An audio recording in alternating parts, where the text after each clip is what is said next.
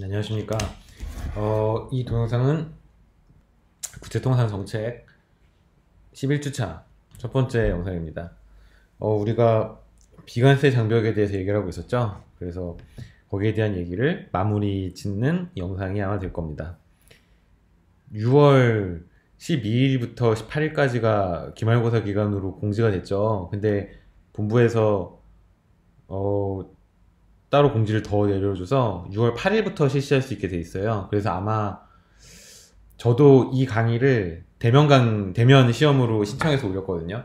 대면 시험과 비대면 시험을 강사가 신청할 수 있어요. 근데 저는 대면으로 하고 싶어서, 왜냐면 학기 끝나기 전에 한 번은 얼굴 봐야 될 거 아니에요, 우리가. 한 번도 얼굴 못 보고 이렇게 헤어지면 좀 너무 아쉬울 것 같아서, 특히 경상대학 측에서는 방역에 대한 준비가 좀 돼 있는 것 같더라고요. 그 단과대 측에서, 단과대 차원에서 준비를 많이 하고 있습니다. 물론 저도 그의 일부분으로 들어가서 열심히 준비를 같이 하고 있어요.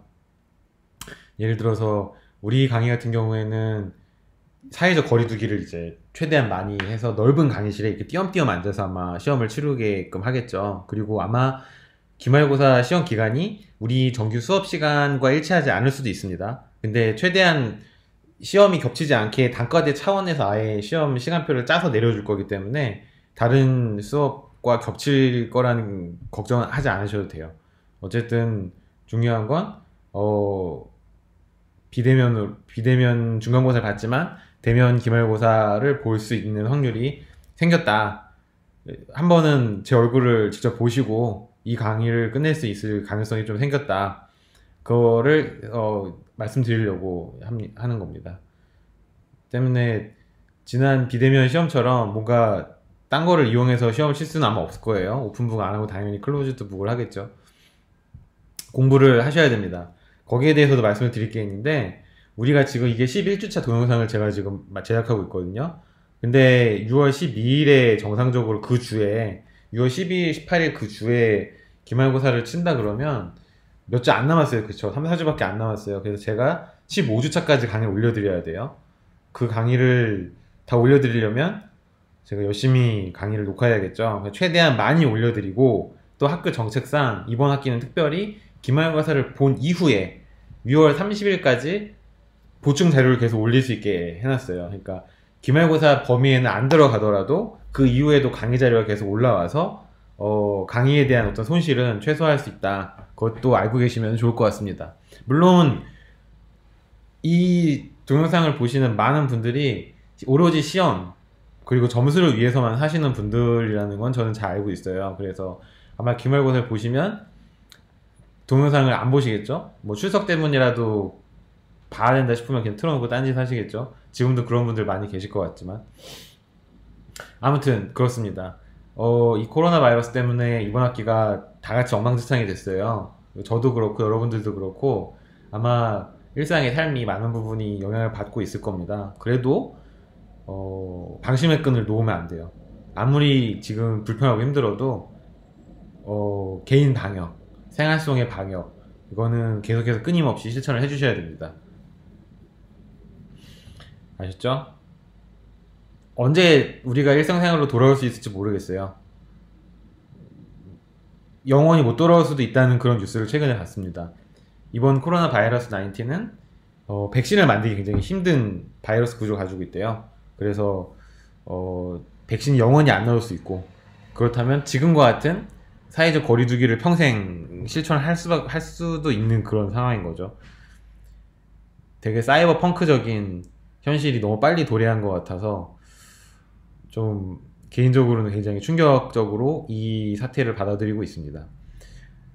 여러분, 영화 중에 Children of Men이라는 영화가 있어요. 제가 굉장히 좋아하는 알폰소 쿠아론이라는 멕시코 감독이 만든 영화인데, 감독이 되게 유명한 영화 많이 만들었어요. 그래비티라는 영화도 만들었고요.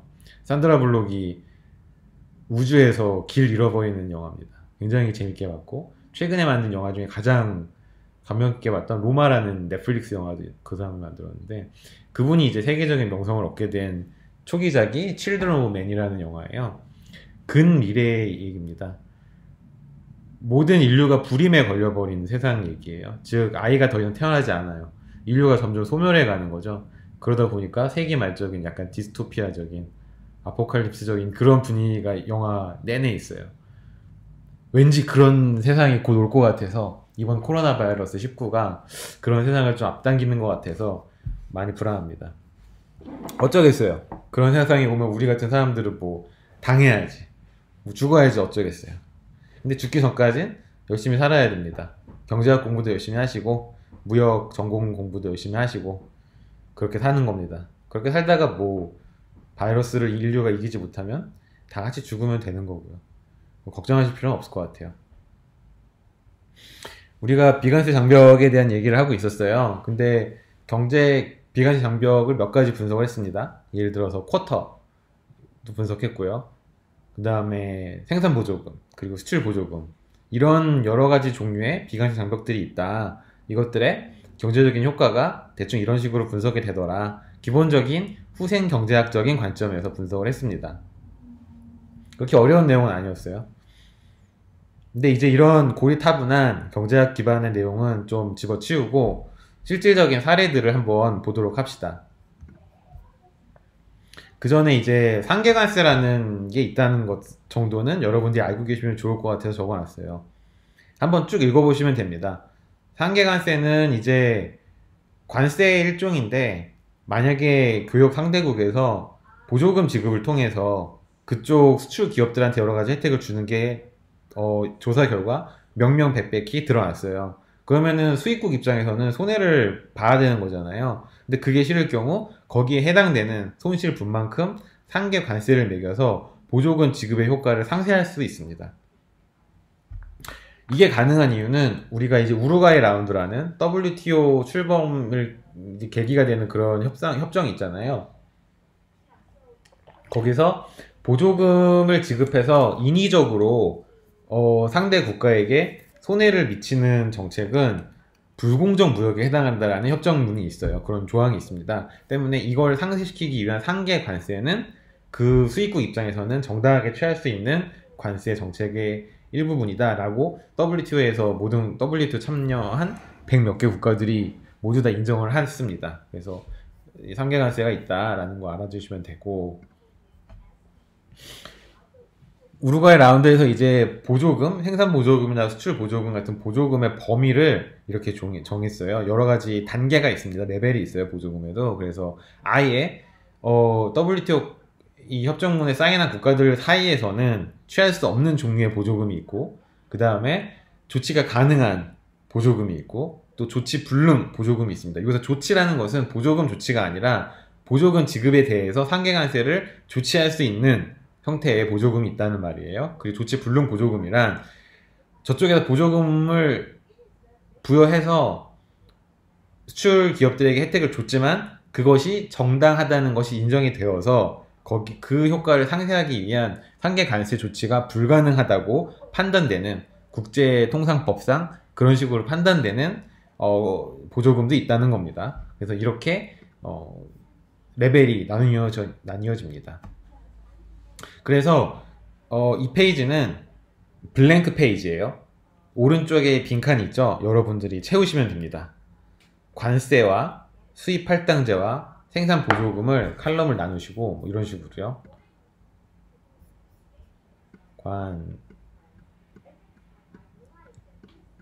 관세, 마우스도 아니고 트랙패드로 그리는 거여서, 그 다음에 쿼타, 이게 쿼타입니다.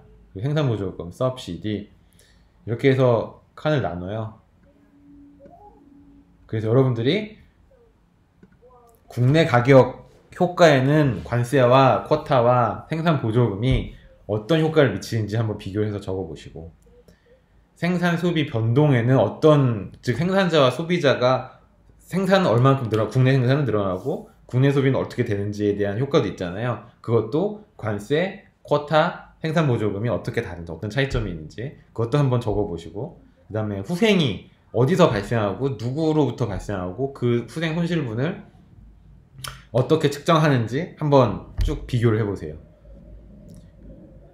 연습 문제입니다. 물론 검사 안 합니다. 당연히 여러분들을 믿고 그냥 한번 해보라는 거예요. 이렇게 한번 하나의 표로 정리해 두면은 나중에 되게 좋잖아요. 머릿속에 쏙 박히고. 공부 잘하는 학생들 특징이 이제 이런 표 되게 잘 만드는 거. 제 친구들 중에 서울대 간 친구들은 이런 거 되게 잘하더라고요. A4 용지 한 장에 맵으로 그 교과서 하나를 아예 요약을 할 수 있는 뭐 그런 매핑 능력, 애브스트랙션 능력이 뛰어난 친구들이 서울대 가고 막 하버드 가고 그러더라고요. 그게 안 돼서 공부를 못해서 맨날 나머지 공부하고 막 선생님한테 혼나고 너는 왜 이렇게 공부 못하냐 막 이런 소리 듣고 그랬죠. 아무튼 한번 비교를 해보세요. 각각 효과가 조금씩 다르다는 거 여러분들 다 느끼셨을 거고 그것을 한번 하나의 표로서 정리해 보는 것이 좋을 것 같아서 이 페이지를 만들어 드렸습니다. 만약에 우리가 대면 강의를 했다면 제가 아이패드로 이걸 직접 써드렸겠죠. 근데 저는 지금 아이패드를 쓸 수가 없어요. 그래서 그렇다고 책패드로 이걸 일일이 쓰고 있자니 여러분들 속에도 화딱지가 치밀어 오르실 거고 그래서 여러분들께 이걸 채울 수 있는 영광을 돌립니다. 얼마나 자비로운 선생님인지 대단합니다. 스스로가. 여러가지 비관세 장벽에 대한 사례들을 우리는 뉴스에서 굉장히 쉽게 찾을 수가 있는데 그 중에 하나를 제가 가지고 왔어요. 2018년도 얘기입니다. 2018년도에 여러분들은 어디에 계셨나요? 충남대에 계셨습니까? 충남대 무역학과에 계셨다면 이 사건을 결코 놓치지 않으셨겠죠? 무역학과 학생으로서. 그쵸? 미국이 한국에게 뭔가 굉장히 나쁜 짓을 한 적이 있어요. 이것도 역시 트럼프노믹스의 일부라고 할 수가 있는데 세이프가드라고 한 번쯤 들어보셨을 겁니다. 긴급 수입 제한 조치예요. 조치는 법이 아니잖아요. 그렇죠? 물론 미국 헌법과 상법, 뭐 법령, 대통령령 이런 걸로 여러 가지 구속이 되어 있고 규정이 되어 있겠죠. 거기에 기반해서 만들어진 조치겠지만 아주 긴급하게 법에 이거에서 취할 수 있는 미국이 가지고 있는 정책 도구입니다. 이거는 미국 내의 미국 입장이에요. 미국 내에 수입이 갑자기 어떤 특정 품목이 증가해요. 그럴 경우 WTO에서 허용을 해줍니다. 너네 수입 품목과 경쟁하는 너네 자국 내 산업이 갑자기 증가한 그 수입 품목으로 인해서 심대하게 피해를 당한다고 너희가 판단할 경우 긴급하게 어떤 조치를 취할 수가 있는데 그거는 아주 일정 기간 동안 아주 일시적인 기간 동안만 허용이 되고 그러니까 일종의 긴급 처방인 거죠. 항구적으로 취할 수 없다는 제한은 걸려 있지만 어쨌든 예외적인 조항을 이렇게 취할 수 있게 WTO에서 허용을 해줬습니다. 이런 게 왜 들어갔을까요? 미국과 같은 강대국들이 자국에서 쇠퇴하는 산업들, 개발도상국들과 경쟁해서 안 되는 그런 산업들을 보호하기 위해서 넣어놓은 거겠죠, 억지로. 왜냐하면 WTO라는 단체, 가트라는 협정 모두 다 강대국들 중심으로 만들어졌으니까요. 그들이 가장 주된 고객들 아닙니까? WTO에. 그러니까 그들의 입장을 대변할 수 있는 조항들이 많이 들어가 있겠죠. 제가 너무 반미적인 시각을 가지고 있나요? 참고로 저는 굉장한 친미주의자입니다. 미국에서 공부를 오래 했기 때문에 미국식 사고방식에 굉장히 익숙하고 미국 문화에도 익숙하고 그래서 여전히 지금도 미국 문화를 여전히 즐기고 있고 미국에도 친구들이 있고 그러니까 굉장히 미국에 친화적인 사람이지만 그렇다고 미국의 모든 것을 좋아하진 않아요. 우리나라와 비교해서 미국이 열등하게 떨어지는 것들이 굉장히 많다고 생각하는 사람입니다. 이번에 코로나 바이러스 사태로 드러났잖아요. 그쵸? 아무튼 그래서 세이프가드를 건 한국의 수출 품목이 여러 가지가 있는데 그 중에 하나가 태양광이고 다른 하나는 세탁기였어요. 항상 이 수업을 할 때마다 여러분들한테 여쭤보는 수강생들께 여쭤보는 게 있는데 여러분들 집에 세탁기가 뭔지 한번 살펴보셨나요? 부모님이 세탁하실 때 한번 보십시오. 저 같은 경우에는 저희 집에서 제가 세탁 당번이에요. 제가 세탁을 하지 않으면 집에서 그 누구도 세탁을 하지 않습니다. 굉장히 평범한 한국 남성의 삶을 살고 있죠. 세탁기는 대부분 국산 제품을 씁니다. 우리나라 사람들은 삼성이나 LG 제품을 써요. 근데 제가 굉장히 어린 나이 때 저희 가족, 저희 부모님이 세탁기를 한번 새로 사신 적이 있어요. 보통 이런 통돌이 세탁기 쓰잖아요. 이렇게 돌아가는. 근데 저희 어머니가 약간 얼리 아답터적인 기질이 있으셔서 통돌이 세탁기에서 드럼 세탁기로 넘어가는 시즌이 있었는데, 그때 드럼 세탁기를 굉장히 선구자적인 식견을 가지시고 타셨어요. 그때 어머니께서 사셨던 세탁기 브랜드가 월풀이라는 세탁기입니다. 월풀은 미국 브랜드예요. 근데 그 당시만 하더라도 한국의 삼성이나 LG가 드럼 세탁기를 만들 수 있는 기술을 가지고 있지 못했기 때문에 월풀이 미국에서 갑자기 수입이 많이 이루어졌던 그런 시기입니다. 여러분, 다이슨 청소기 아시잖아요. 다이슨 청소기가 나오고 나서 삼성과 LG에서 청소기를 만들어서 팔기 시작했잖아요. 캐치업을 한 거죠. 근데 지금은 삼성이랑 LG 청소기가 훨씬 좋아요, 성능이. 세탁기도 비슷한 성장 과정을 겪은 겁니다. 그래서 어쨌든 저희 집은 처음에 월풀 세탁기를 썼어요. 미국 사람들도 전부 다 월풀 세탁기를 썼겠죠. 근데 시간이 흐르고 삼성과 LG에서 엔지니어를 수백 명을 공장에 갈아 넣습니다. 이렇게 진짜 갈아 넣습니다. 야근을 막 시키고 막 새벽에도 출근하려 그러고 주말에도 막 물건 만들려고, 그래서 전국에 있는 공대생 수천 명을 갈아 넣은 끝에 삼성과 LG에서 독자적인 드럼 세탁기 기술을 만들게 되죠. 그래서 오히려 월풀 세탁기보다 훨씬 더 좋은 성능의 세탁기를 만들게 됩니다. 어떻게 될까요? 비교 우위가, 드럼 세탁기에 있어서의 비교 우위가 미국에 있는 월풀에서 한국에 있는 삼성과 LG전자로 넘어오게 되겠죠. 수입국에서 수출국으로 전환이 이루어진 거예요. 우리가 국제무역 이론에서 보통 자본 부존도는 변하지 않고 기술 집약도도 변하지 않는다고 가정을 하잖아요. 근데 우리나라는 좀 특별한 케이스로서 그게 자주 변하는 국가입니다. 그래서 어쨌든 한국의 세탁기가 미국으로 침투하기 시작합니다. 그게 최근에 굉장히 심해졌어요. 그래서 제가 미국에 살 때는 미국 친구들과 함께 집 하나를 통째로 빌려서 하숙을 한 적이 있는데, 그 하숙집 집주인이 저희한테 사준 세탁기도 LG전자 세탁기였어요. 추수감사절에 저는 갈 데가 없잖아요. 추수감사절에 미국인 친구가 저를 초대해줬어요. 자기네 가족으로 같이 칠면조 뜯어 먹자고. 갔죠. 저 칠면조 좋아하거든요. 갔더니 그 집에 쓰고 있는 세탁기가 삼성 세탁기였더라고요. 그런 식으로 미국의 거의 모든 중산층은 삼성이랑 LG 세탁기 씁니다.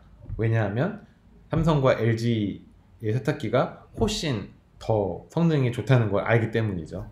당연히 미국의 월풀 세탁기는 주가가 떨어지고 매출도 급감하겠죠. 월풀 세탁기를 만드는 지역이 있습니다. 미국의 중부 지역, 켄터키나 오하이오나 미시건 같은 대표적인 중공업지대예요. 나중에 우리가 러스트벨트라고 따로 볼 겁니다. 이 지역의 실업률은 어떻게 될까요? 실업률이 많이 올라가겠죠. 왜냐하면 물건이 안 팔리니까 잘라야 되잖아요. 미국의 노동시장은 여러분 굉장히 안 좋아요. 미국의 노동 정책은 굉장히 기업 친화적입니다. 그래서 여러분들이 미국 기업에 취직하셨다, 일을 잘 못한다, 근데 다음날 책상이 없어져 있을 수 있습니다. 근데 국가에서 거기에 대한 보호를 전혀 안 해줘요. 한국은 해줍니다. 한국은 노동법이 굉장히 강한 나라 중에 하나여서 해고를 하려면은 굉장히 많은 조건들을 충족시켜야 되는데 그게 일반적으로 충족이 안 돼요. 다른 말로 하면 여러분들이 근로계약기간이 정해져 있지 않은 정규직일 경우에는 무한히 일을 할 수 있다는 거죠. 정년퇴직 시까지. 지금 60세인가요? 이게 65세로 늘리려고 하고 있죠. 이런 나라가 거의 없습니다. 그런 걸 봐도 우리나라는 참 선진국이구나 싶은데, 어쨌든 미국은 월풀 세탁기가 팔리지 않으면 월풀 세탁기를 만드는 공장의 노동자들이 바로 잘려요. 실업률이 높아질 것이고, 실업률이 높아지면 정부에 대해서 어떤 감정을 갖게 되나요? 안 좋은 감정을 갖게 되죠. 안 좋은 감정을 갖게 되면 선거에서 찍지 않게 됩니다. 즉, 그 당시 집권하고 있던 여당은 아마 표를 많이 잃을 가능성이 커요. 트럼프가 그걸 두려워했겠죠, 당연히. 그래서 거기에 대한 보호무역 조치를 취하게 됩니다.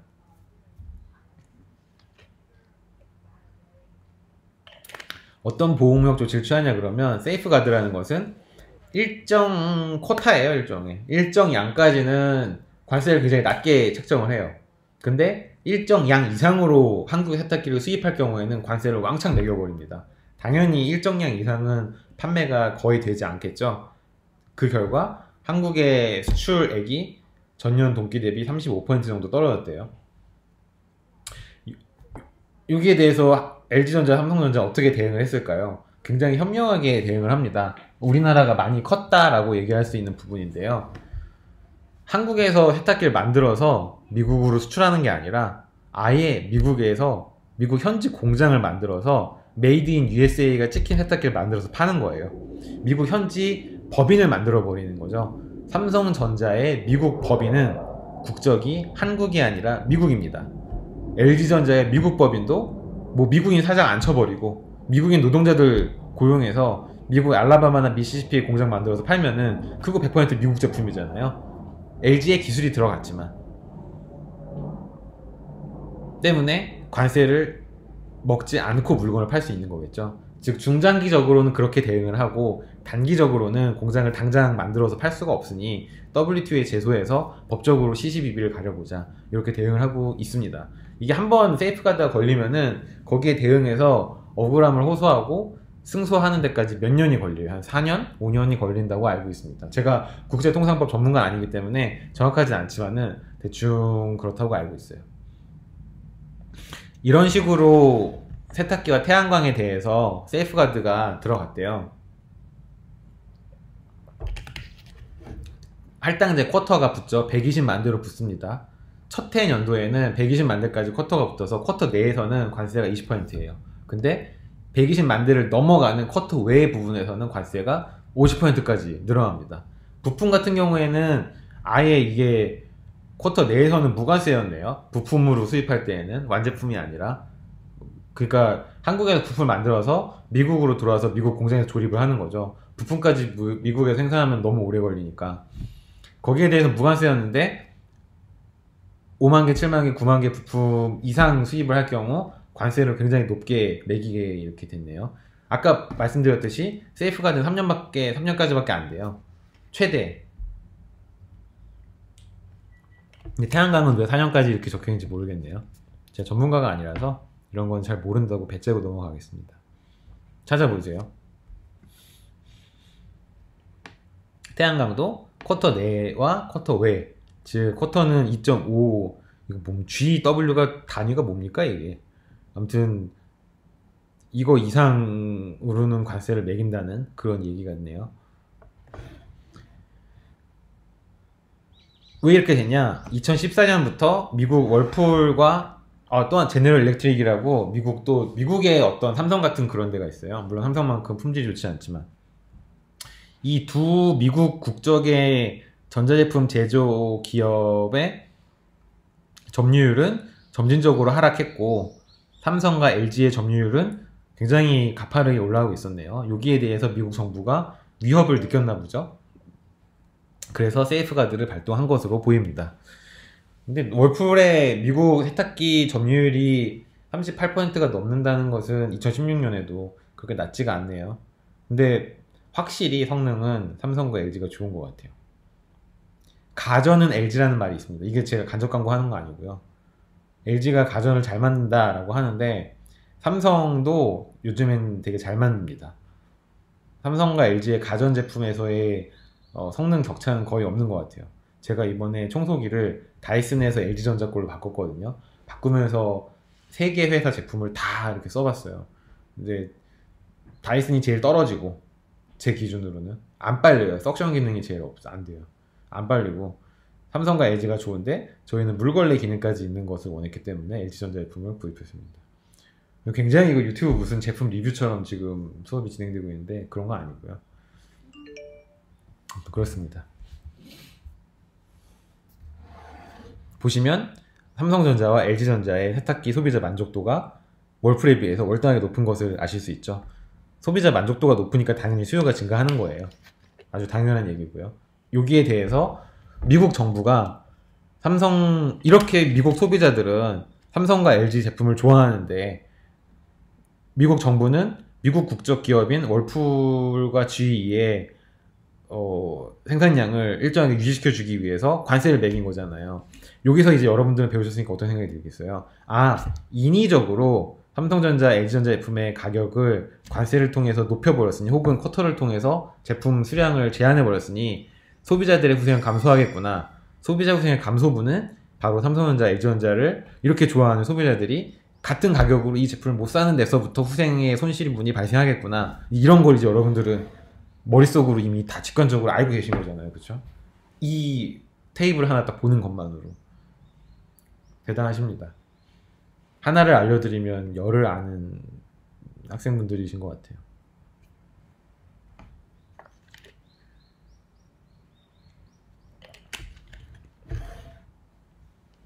이것도 역시 월풀의 영업이익률이 지역별로 이렇게 차이가 난다는 것, 그런 거에 대한 얘기고요.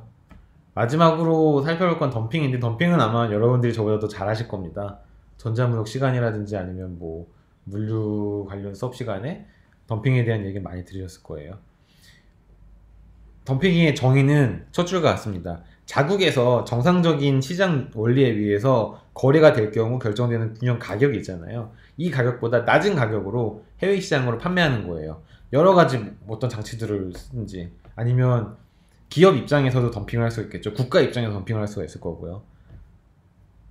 이 중에 가장 나쁜 것은 마지막 줄에 있는 약탈적인 덤핑입니다. 즉, 그 특정 시장에 보호 장치가 제대로 되어 있지 않은 국가를 기업들은 캐치할 수가 있겠죠. 특히 다국적 기업들은 막강한 자본력을 이용해서 손해를 좀 감수하더라도 물건을 싸게 대량으로 팔 수 있는 여력을 가지고 있을 거예요. 그럴 경우 그 장치가 제대로, 보호 장치가 제대로 되어 있지 않은 국가의 시장은 금방 점령을 당하게 됩니다. 싼 제품이 대량으로 수입될 경우 그걸 막아낼 수 있는 여력이 국가나 사회 단위에서 존재하지 않으면 그 기업의 제품에게 먹혀버리죠. 왜냐하면 소비자는 당연히 싼 제품을 좋아하니까요. 그 소비자의 본능까지도 우리가 비난할 수는 없는 거잖아요. 기업이 인위적으로 싼 가격에 자기네들의 이윤을 줄여가면서까지 팔고자 한다면 소비자들은 그 제품을 살 수밖에 없습니다. 왜냐하면 소비자 후생은 증가하기 때문에. 그렇게 증가하는 소비자 후생을 정부는 사지 말라고 할 수 없는 거잖아요. 애국심에 호소해서. 때문에 이러한 덤핑에 속수무책으로 당하는 국가, 당하는 시장들이 생각보다 굉장히 많습니다. 때문에 이러한 덤핑 조치를 보호하기 위한 체계적인 장치, 시스테믹한 어떤 장치들이 반드시 필요한 거고요.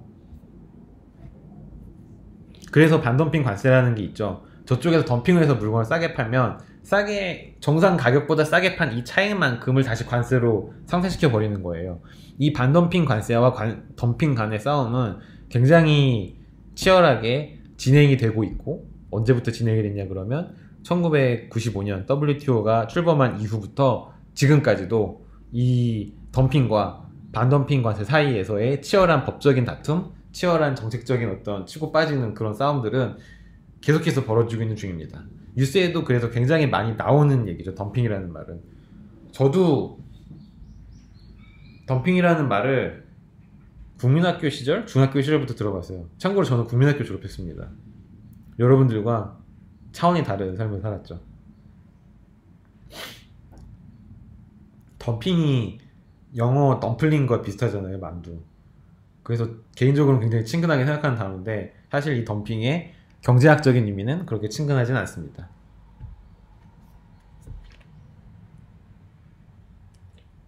WTO의 전신인 가트 협정문에서는 반덤핑 관세를 부과하기 위한 몇 가지 조항들을 달아놔요. 즉, 이 조항들이 모두 만족이 되었을 경우 덤핑에 대해서 반덤핑 관세를 매길 수 있고, 그렇게 덤핑에 맞서서 싸울 수 있다라는 싸움의 조건, 전장의 어떤 조건을 만듭니다. 근데 이것들이 상당히 입증하기 까다롭고, 입증하는데 시간이 다 걸려버려요.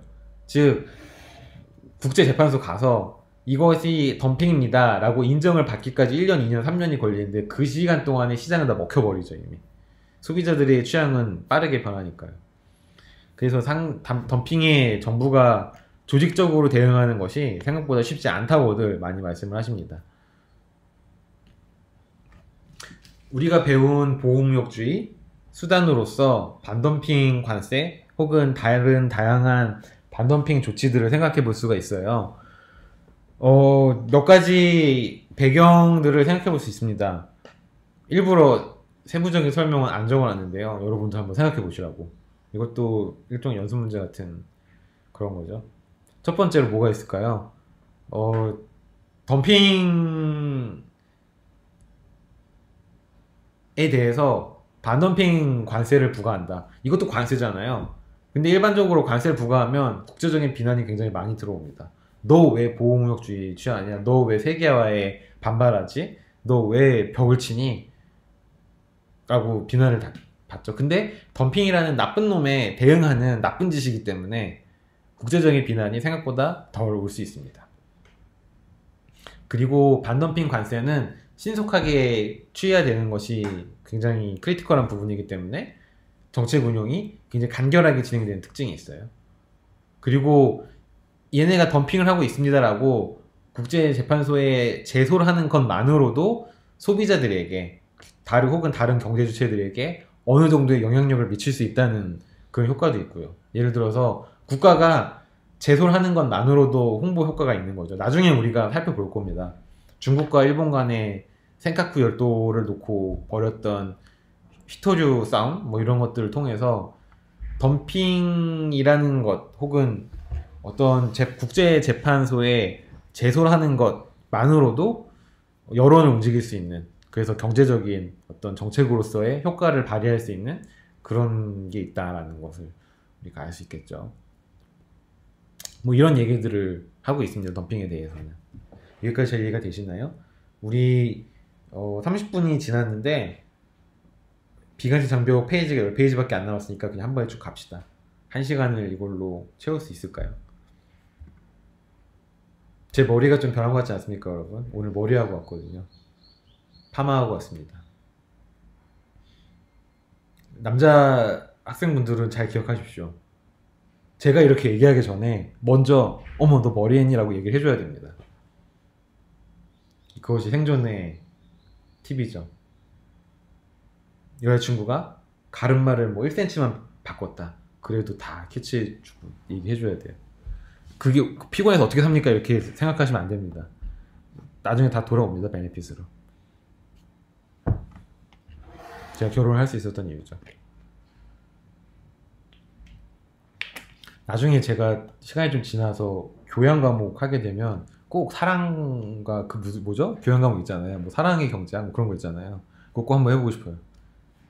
그 교양대학 학장님한테 사정해갖고 저 그거 하나만 제발 강의 하나만 주세요 해갖고 그 뭐죠? 사랑과 결혼의 경제학인가요? 뭐 있던데 학생들 많이 듣는 거 교양 과목 중에 그거 꼭 해보고 싶습니다. 진짜 풀어드릴 썰이 진짜 많은데 제가 무역학과라는 이 족쇄에 갇힌 하나의 맹수죠. 그래서 지금 우리 밖을 벗어나기 위해서 노력하고 있습니다. 지금 밖에서 계속 따르는 거리는 게 아마 방역 그거 테스트하고 있는 걸 거예요. 최악의 순간 어떻게 우리는 대응을 할 것인가 지금 계속 시뮬레이션 하고 있으니까요. 차분하게 기말고사를 준비해 주시기 바랍니다. 국가에서 출판하는 많은 리서치 페이퍼들이 있습니다. 이 리서치 페이퍼들은 이제 세종시 그리고 대전시 연구단지에 있는 많은 연구기관들에서 국책 연구기관들에서 많은 학자들이 투입이 돼서 연구한 결과물들이에요. 이걸 바탕으로 이제 우리가 소위 공무원이라고 하는 고위 공무원이라고 하는 많은 정책가들이 정책을 만들고 그것을 최종적으로 입안을 합니다. 법안으로 입안을 하죠. 입안할 때는 국회의원이 동원됩니다. 그래서 최종적으로 국회의원의 승인을 받아서 정책으로 이제 만들어지는 거죠. 그런 과정을 거쳐서 하나의 정책이 만들어지는데 그런 정책들을 일반 국민들도 알아야 되잖아요. 그냥 왜냐하면 전문가들이 하는 얘기들은 일반인들이 쉽게 알아들을 수 없으니까 그런 것들을 쉽게 풀어서 지금 우리는 이러이러한 정책들을 하고 있습니다. 지금 우리 이렇게 노력을 하고 있고 이런 노력을 통해서 여러분들의 삶은 이렇게 변화할 것입니다 라고 계속해서 설명을 해주고 가야 됩니다. 정책가들은. 그게 정책하는 분들의 가장 중요한 임무 중에 하나거든요. 국민과 함께 가는 것. 그렇게 해서 만든 잡지 중에 하나가 나라 경제라는 정기 간행물이 있어요. 거기에 올라온 얘기입니다. 그래서 그것을 제가 요약을 해놓은 거예요. 미국의 통상 압박이 점점 심해지는데 거기에 대한 해법이 과연 있을까라는 그런 주제입니다. 2018년에 이제 트럼프가 가장 권력이 셀 때죠. 지금은 코로나 바이러스로 인해서 트럼프 대통령의 권력이 쑥 빠졌어요. 예전과 같은 트럼프노믹스 혹은 예전과 같은 신보호주의 무역 아마 보기 힘들 겁니다. 다만 코로나 바이러스로 인해서 탈세계화가 아마 진행이 되겠죠. 우리 여기에 대해서 얘기해 볼 시간이 있을까요? 이번 학기 내에 제가 한 주차 분량만큼 할애해서 PT를 만들어서 꼭 같이 해보고 싶은 얘기가 바로 코로나 이후에 세계 경제 꼭 한번 얘기해보고 싶어요. 근데 어쨌든 간단하게 말씀드리면 이제 세계화에서 반세계화는 아니고요. 탈세계화로 아마 진행이 될 텐데 트럼프가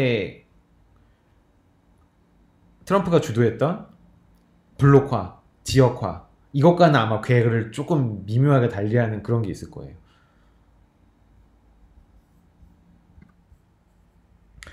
어쨌든 2018년 당시에는 미국의 어떤 뭐라 그럴까요? 트럼프노믹스의 기세가 가장 등등했던 때죠. 이게 불과 2년 전입니다. 근데 2년 전과 지금이 많이 상황이 달라졌죠. 코로나 바이러스로 인해서. 어쨌든 미국의 트럼프노믹스의 핵심은 미국이 장기적으로 경상수지 적자를 보고 있던 교역 상대국들에게 통상 압박을 굉장히 거칠고 강하게 취해서 경상수지 적자 폭을 줄이는데 그 핵심이 있었습니다. 중국과 지금까지 싸우고 있는 이유, 그리고 한국 등 주요 대미 수출국에게 압박을 가하는 어떤 방식, 이런 것들을 봤을 때 이제 우리가 그러한 트럼프노믹스의 특성을 파악을 할 수가 있죠. 한국은 전통적으로 미국 상대로 굉장히 짭짤한 재미를 많이 그리고 지속적으로 봐왔던 국가 중에 하나예요. 대만, 중국, 뭐 또 몇몇 개발도상국들 방글라데시 같은 인도 이런 국가들과 함께 말이죠. 때문에 미국 입장에서는 한국과의 경상수지 구조를 어떻게 바꾸는지가 굉장히 중요한 문제였고요. 가장 중요한 어떤 조치 중에 하나가 아까 말씀드렸던 세이프가드, 그리고 또 하나는 미국과 체결했던 FTA를 재협상하는 거였습니다. FTA를 개정하는 거죠. 완전 재협상은 아니고 일정 협의문에 대해서 상황이 변하고 시대가 변했으니 재협상을 하자는 그런 거였어요. 그래서 이제 무역확장법 232조라는 것이 나옵니다. 이 무역확장법 232조는 관세 법안인데 이걸 수정을 해서 한국을 포함한 어떤 리스트가 있어요. 미국이 어떤 어떤 국가들이 있어요. 이 국가들에 대해서 관세를 추가적으로 부과하는 겁니다. 어떤 특정 품목에 대해서. 그게 이제 철강이나 알루미늄과 같은 아주 대표적인 중간재, 아주 대표적인 우리나라가 미국에게 전통적으로 수출을 해왔던 그런 거였어요. 이거에 대해서 관세를 부과했던 이유는 뭐냐 그러면 이제 계속해서 이어집니다. 이게 그냥 랜덤하게 뽑아낸 품목이 아니에요. 철광과 알루미늄은 어디에 쓰이죠? 중공업에 쓰이죠. 배를 만든다던가 자동차를 만든다던가 아니면 전자제품을 만든다던가 중공업 제조업에 주로 쓰이는 중간 제품이에요. 여기에 대해서 관세를 매긴다는 것은 만약 미국에 있는 공장들이 중공업 혹은 제조업 공장들이 한국산 철강 제품이나 알루미늄 제품을 계속 쓸 경우 생산 비용이 올라가는 것을 막을 수 없게 만들어 버리는 거죠. 다른 말로 하면 이 기업들로 하여금 한국으로부터 수입되는 철강 제품을 쓰지 말라고 강제하는 거예요. 타겟이 한국에서 미국으로 수출하는 기업들이 있는 게 아니라 미국 내에서 뭔가 산업 구조를 변화시키기 위해서 한국 등 값싸고 질 좋은 중간재를 만들어서 미국으로 수출하는 국가들의 그 수출 판로를 차단하는 것이 이제 주된 목적 중에 하나였습니다. 왜 그렇게 했을까요? 기본적으로 트럼프 그리고 트럼프 행정부의 핵심적인 장기적인 계획은 집 나간 토끼들을 다시 안으로 불러들여오는 거였어요. 다시 말씀드리면 오프쇼어링이라고 하는 개념이 있습니다. 나중에 우리가 배울 거예요. 오프쇼어링이라고 하는 것은 원래 미국 내에 있었던 많은 공장들이 미국 밖으로 탈출하는 현상이거든요. 간단히 말씀드리면 이걸 다시 미국 내로 갖고 돌아오는 리쇼어링 정책을 쓰는 거죠. 관세 정책을 높게 책정함으로 인해서 중간 아주 필수적인 미국의 기간 산업인 중공업과 제조업에 반드시 들어가야 되는 철강 수입 제품의 가격을 높여버리면 미국 입장에서 어떤 걸 기대할 수 있을까요? 차라리 미국 내에서 그런 중간재를 만들어서 최종재까지 한꺼번에 가는 전략을 기업들이 쓰지 않겠어요?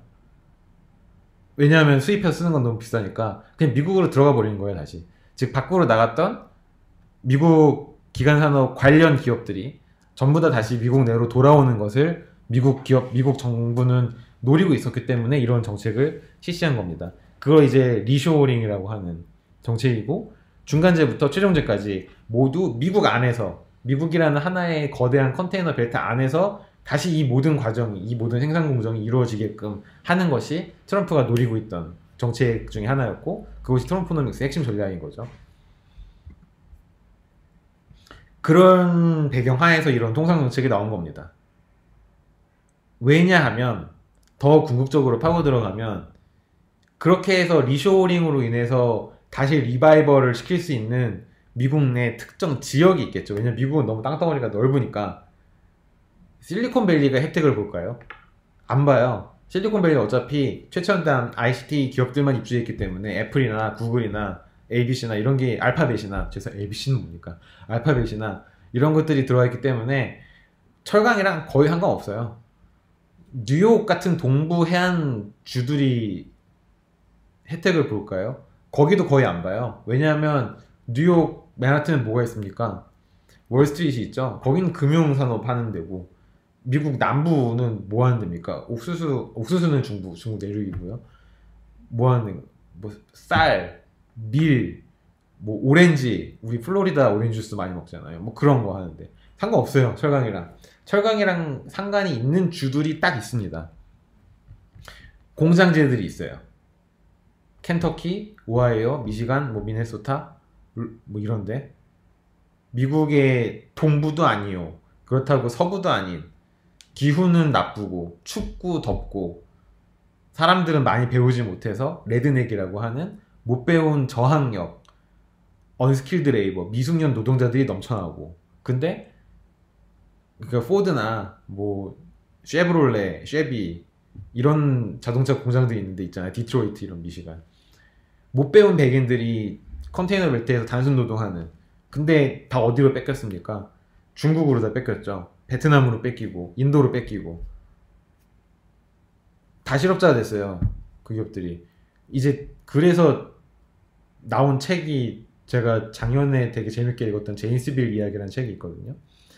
미국의 루포타주 기자가 굉장히 오랜 기간, 한 10년 동안 한 제임스빌이라는 작은 위스콘신의 도시를 계속 취재해서 그 도시에서 어떤 변화가 있었는지 책으로 엮은 건데, 한 도시가 완전히 망하는 얘기를 다룹니다. 왜 망하냐 그러면 2008년 글로벌 금융위기로 인해서 자동차 공장이 문을 닫거든요.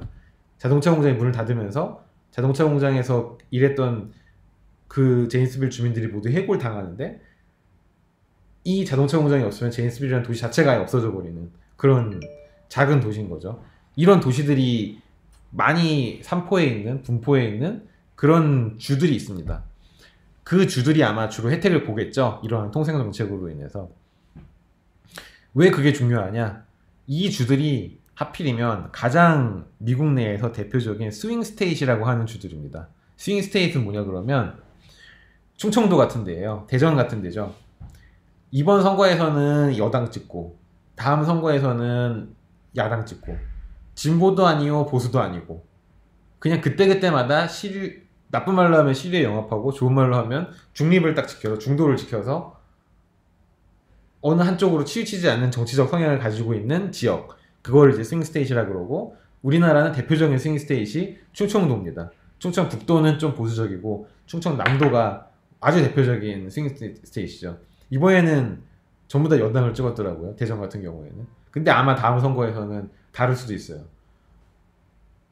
제가 충청도 사람이 아니기 때문에 객관적으로 충청도에 대해서 말씀을 드릴 수가 있는데, 이렇게 동영상으로 기록이 남는 이런 상황에서는 함부로 지역에 관한 말씀을 못 드리겠어요. 아무튼 저는 재밌는 경험을 지난 2년 반 동안 많이 했습니다.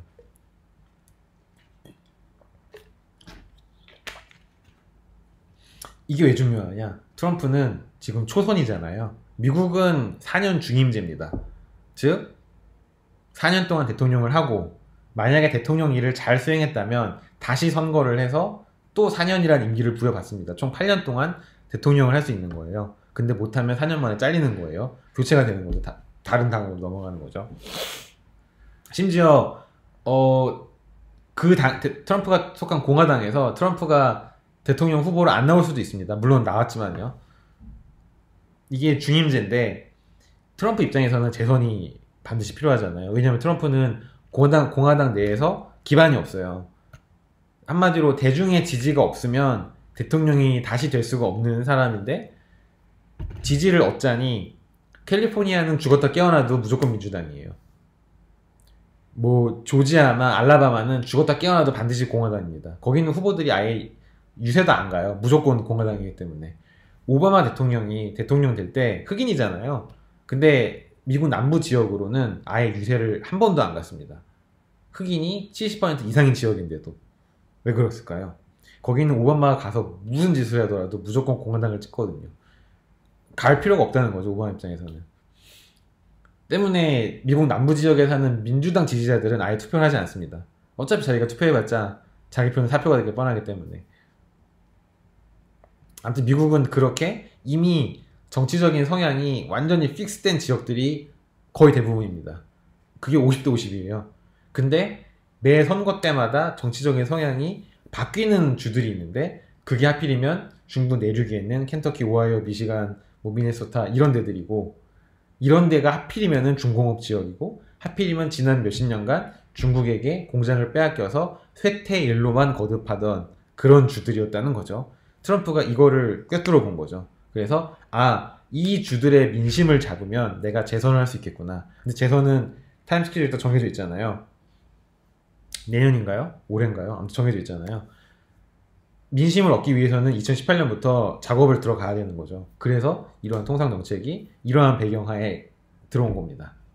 이제 이 큰 배경이 이해가 되시죠, 대충?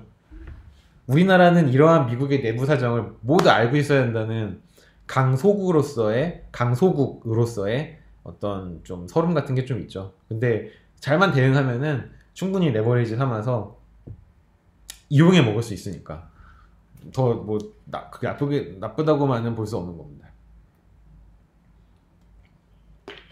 그래서 아예 트럼프는 굉장히 직설적인 사람이잖아요. 2018년 3월에 펜실베니아에 펜실베니아 대표적인 스윙 스테이트예요. 유세를 가서 자, 여러분들의 철강과 알루미늄이 돌아오고 있습니다. 아주 리쇼링이라는 개념을 굉장히 직설적으로 설파를 한 예도 있습니다. 여기에 대한 반응은 당연히 엇갈리죠. 왜냐하면 이러한 트럼프의 보호무역주의 정책은 일반적인 정책은 아니거든요. 경제학자들이 동의하는 정책은 아니에요. 굉장히 극단적인 보호무역주의 정책이기 때문에 우리가 스무트홀리법 배웠잖아요. 스무트홀리법이 시행된 이후 미국 경제가 어떻게 됐죠? 완전히 고꾸라졌죠. 그것과 유사한 현상이 발생할 수 있다는 우려를 많은 경제학자들이 합니다. 지금도 하고 있고요. 그때도 했었어요. 그래서 로버트 슐러 같은 사람은 다시 대공황이 올 수도 있다. 트럼프 네가 지금처럼 관세 장벽을 높게 쳐갖고 무역 흐름을 아예 막아버릴 경우 미국은 다시 대공황과 같은 위기가 올 수도 있어. 정신 잘 차려야 돼. 라고 아예 경고를 하기도 했어요. 근데 이 로버트 슐러라는 경제학자는 예일대학교 경제학과 교수님이세요. 별거 아니죠. 그렇죠? 예일대 정도면 충남대가 뭐 싸워서 질 이유도 없죠. 근데 이분은 노벨 경제학상 수상자예요. 여기서 좀 레벨이 좀 갈리네요, 저랑. 아무튼 그렇습니다. 근데 슐러 교수가 소위 말하는 현자인데 트윈분인데 이분이 이렇게 얘기할 정도면 굉장히 경제학적으로는 말이 안 되는 정책을 하고 있다는 거죠. 하지만 정치와 조금 더 관련이 있는 정책을 직접적으로 만드는 정책가들은 효과가 있을 수도 있다고 얘기를 합니다. 여러분들이 좋아하시는 버니 샌더스와 아주 밀접한 관계를 맺고 있는 앨런 토넬스 같은 사람은 일자리가 돌아올 거는 확실하니까 관세 장벽을 높게 치면은 리쇼어링으로 인해서 해외로 빠져나갔던 일자리가 국내로 돌아올 것 같으니까 그렇다면 미국 경제에 이익이 될 수도 있다라고 주장을 하는 거죠. 이것도 완전히 허무맹랑하다고는 우리가 얘기를 할 수가 없어요. 나중에 이 부분에 대해서 트럼프노믹스와 리쇼어링에 대해서 따로 한 챕터를 할애해서 설명을 드릴 거니까 지금 이해가 안 되셔도 너무 걱정하실 필요는 없습니다. 무역확장법 232조에 대한 세부적인 내용들이에요. 한국을 포함한 7개국, 이것이 이제 미국이 가장 경계하는 7개국이 되겠죠. 여기에 대해서 이제 소위 말하는 복합적인 보호무역주의 정책을 이제 피는 겁니다.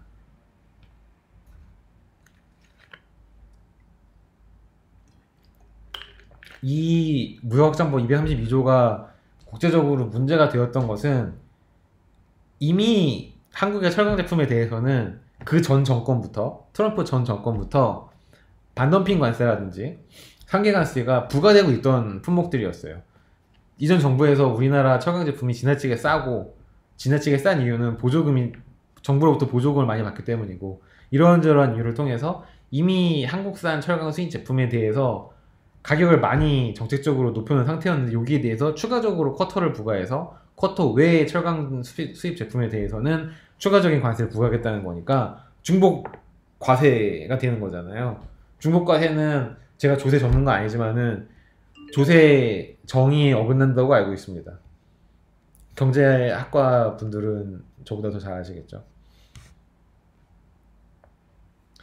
결국 이렇게 될 경우 우리나라는 울며 겨자 먹기로 수출 물량을 쿼터 안으로 줄여야 되는 과제를 안게 되고, 그럴 경우 이제 수출 물량 자체가 줄어들게 되는 그런 효과를 감수해야 되는 그런 상황이었던 거죠. 근데 제가 알기로 이 조치가 유예됐나? 한시적으로 유예가 됐나? 우리나라 그 통상자원부에서 일을 잘해갖고 아마 후일담이 있을 건데 그것까지 제가 업데이트를 아직 못했네요. 한번 찾아보고 강의노트 업데이트를 할 수 있으면 하겠습니다. 이게 결국 우리나라가 잘 막았을 거예요. 결과적으로는 이런 식으로 진행이 이제 쭉쭉쭉쭉 됐어야 되는데 중간에 협상을 잘해서 아마 막았다라는 해피엔딩으로 제가 기억을 하는데 정확하진 않습니다. 아무튼 이러한 정책들이 시행이 실제로 되었고 앞으로 될 수 있다는 것을 아는 게 중요한 거죠. 우리는. 그쵸? 전화가 왔네요. 전화 받고 잠시만요. 네, 전화를 받고 왔습니다. 이게 중간에 스탑을 시킬 수 있어서 굉장히 좋네요. 조혁수 교수님이 전화하셨어요. 제가 사랑하고 존경하는.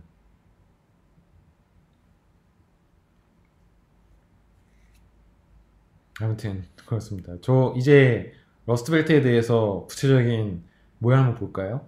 보시면 빨간색으로 칠해져 있는 부분이 러스트벨트래요. 여러 주에 걸쳐 있는데 뉴욕의 북부, 즉 여러분 뉴욕시티 어딘지 아시죠? 뉴욕시티는 여러분들이 죄송합니다. 자꾸 트름이 나오네요. 방금 밥 먹고 왔거든요. 냉면, 스꼬런 냉면에서 냉면 먹고 왔는데 자꾸 올라오네. 뉴욕시티는 뭐 이런 데 있죠. 그쵸? 끄트머리에 붙어 있어요. 뉴욕시티는. 여기에 금융산업이 집중돼 있고요. 뉴욕의 북부, 여기는 이제 로체스터라든지 버팔로라든지 시라큐스 혹은 뭐 스토니브룩, 우리 학교랑 자매결연 맺고 있는 순위 스토니브룩 이런 데가 있는데, 여기는 1900년대 초중반까지 잘 나가던 도시였어요. 5대5를 끼고 있었기 때문에. 근데 그 이후에 이제 쇠퇴한, 망해가는 쇠락한 도시들입니다. 근데 뉴욕도 이렇게 양분이 되고요. 펜실베니아도 여러분들 좋아하시는 필라델피아는 여기 있거든요. 필라델피아 외의 다른 도시들은 전부 다 산속에 있는 오래된 공업 지역 도시들이, 피츠버그 같은 데가 대표적인데, 피츠버그도 이제 대표적인 공업 도시인데 쇠락하고 있는 도시 중에 하나고요. 오하이오 대부분, 뭐 인디애나, 일리노이, 위스콘신, 미시건 이런 데가 이제 대표적인 중공업 지대죠. 근데 러스트, 녹이 쓸었다는 거잖아요. 즉 예전만큼 그렇게 공업 산업이 활발하지 못하다는 얘기입니다. 왜? 국제 무역에서 비교 우위를 상실했기 때문에. 그럼 미국이 가지고 있는 비교 우위는 뭘까요? 대표적으로 금융산업이 있을 거고요. 농업도 비교 우위 중에 하나입니다. 플로리다 오렌지 주스, 블루베리 막 이런 거, 옥수수, 밀 뭐 이런 것들. 그리고 IT 산업도 대표적인 자본 집약적인 산업이기 때문에 미국이 부가가치를 많이 창출하는 애플 같은 거요. 대표적인 비교 우위를 가지고 있는 산업인데, 이제 제조업은 점점점 쇠락하고 있는 그런 형국이었던 거죠. 근데 뉴욕은 대표적인 민주당 지지주고요. 여기서 보실 때에는 펜실베니아, 오하이오, 인디애나 이런 데가 아마 대표적인 스윙 스테이트에 해당이 될 겁니다. 미시건도 아마 그럴 거고요. 이런 데가 공화당을 지지할 때도 있고 민주당을 지지할 때도 있어요. 그래서 트럼프는 이 주들에 있는 배심원들만 자기가 획득할 경우 재선이 가능하다라고 판단을 했고, 그걸 그러한 어떤 계산 판단 결과를 기반으로 해서 통상 정책을 정책 중에 하나로 짰다고 보는 게 이제 합리적인 추론이죠.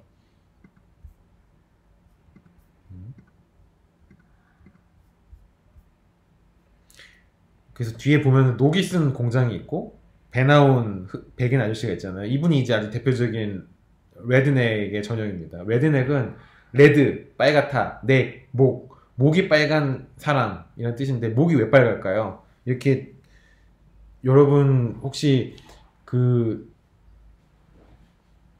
농사 지으시다 오신 분 계신가요? 저희 부모님이 지금 농사를 지으시는데 농사 일을 하면 이렇게 보통 고개 숙이고 일을 하잖아요. 고개 숙이고 일하면은 목 뒤가 빨개지잖아요. 그쵸? 타갖고. 고래에서 레드넥인 거예요. 즉, 못 배운 백인들을 가르치는 속어가 레드넥입니다. 이제 여러분, 네브라스카나 뭐 인디애나 이런 데 가셔서 레드넥을 만났어요. 빨간 백인들을 만나서, 야, 너 레드넥이네. 이러면 이제 총 맞아 죽습니다. 그러니까 절대 그러지 마시고, 그분들 앞에서는 스마일 이렇게 웃으면서 항상 기분 좋게 있고, 뒤에 돌아서서 이제 레드넥이네, 레드넥 말이지. 그러시면 됩니다. 실제로 그러시면 안 돼요, 진짜로. 농담이고요. 어쨌든 아주 대표적인 이 스윙 스테이트, 러스트 벨트의 아주 대표적인 이미지 하나를 제가 뽑아왔고요. 그래서 여기까지입니다. 비과세 장벽에 대한 얘기는. 여기에 대해서 조금 더 리서치 페이퍼들을 찾아보고 싶으시다면, 근데 그렇게 테크니컬하지 않은 여러분들 수준에서도 충분히 읽을 수 있는 리서치 페이퍼를 찾아보고 싶으시다면 몇 개 적어놨어요. 이런 거. 키예프는 세종시에 있는 굉장히 훌륭한 우리나라의 싱크탱크죠. 여기서 미국의 무역 확장법 232조에 대한 주요국의 대응 현황을 아주 일목요연하게 정리한 페이퍼가 있습니다. 이거는 어려운 경제학적인 테크닉이 전혀 안 들어가 있기 때문에 여러분들도 굉장히 쉽게 페이지 넘길 수 있을 거예요. 이거 읽어보시면 우리가 수업 시간에 아주 짤막하게 다뤘던 미국의 최근의 통상정책 흐름과 그 흐름에 대응하는 전 세계 국가들의 움직임에 대해서 여러분들 나름대로 잘 정리할 수 있을 겁니다. 이해의 폭을 넓힐 수 있는 기회니까 어차피 집에 계시면서 뭐 할 거 없잖아요. 그쵸? 휴대폰 게임 이런 거 하지 마시고 이런 거 하나 읽어보세요. 좀 더 어려운 리서치 페이퍼로는 영혼의 국제무역 이론에서 이제 영혼의 단짝이라고 불리우는 앤더슨 앤 반 윙크 교수님의 페이퍼가 있습니다. 2001년에 MBER 워킹 페이퍼로 나온 거니까 지금은 아마 퍼블리시가 됐겠네요.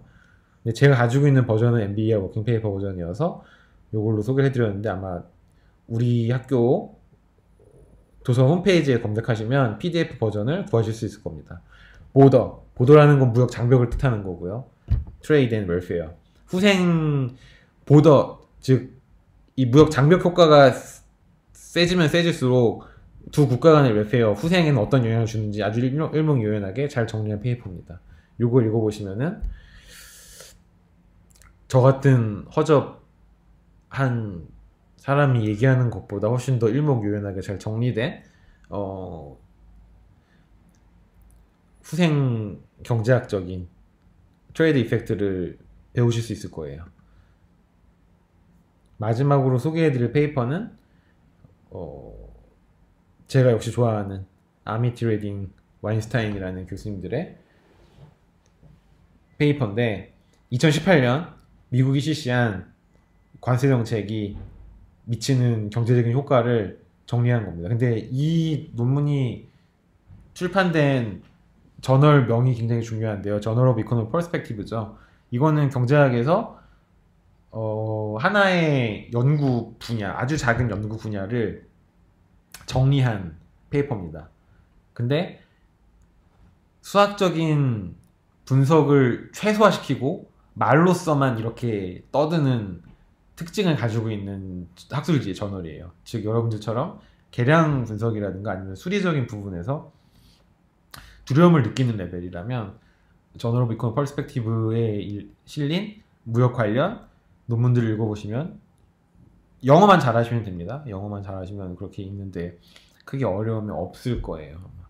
그래서 이렇게 3개 페이퍼를 추천을 해드릴 테니까 한번 동영상 끄시면 한번 읽어보십시오. 나쁘지 않을 겁니다. 여러분들 영혼에 많은 도움이 될 거예요. 이거를 읽지 않으신다고 해서 기말고사에 뭐 불이익이거나 그런 건 절대 아니니까요. 여러분들이 강의에서 얻지 못하는 더 깊은 지식을 얻고 싶을 때 이렇게 제가 추천해드리는 페이퍼들을 읽으시면 큰 도움이 됩니다. 그래야 진짜 뭔가 학교에서 공부하는 학생이 된 것 같은 그런 기분을 느끼지 않으시나요? 좀 겉멋 이런 것도 좀 있고 허세도 부릴 수 있고 괜히 영어로 된 페이퍼 이렇게 카페 가서 읽으면 좀 허세 같은 게 있지 않습니까? 저 그런 거 굉장히 좋아하거든요. 괜히 뭐죠? 아이패드로도 볼 수 있는 논문도 괜히 프린트해 갑니다. 학교에서. 그래서 카페에서 다 읽으면 뭔가 난 잘 살고 있고 열심히 살고 있고 막 그런 생각하고 되고 그 정도 허세는 괜찮은 것 같아요. 아무튼 여기까지가 비관세 장벽에 대한 얘기였고요. 다음 시간부터는 이제 실제 사례들을 하나하나 분석하면서 우리가 배운 지식들을 응용해 보도록 합시다.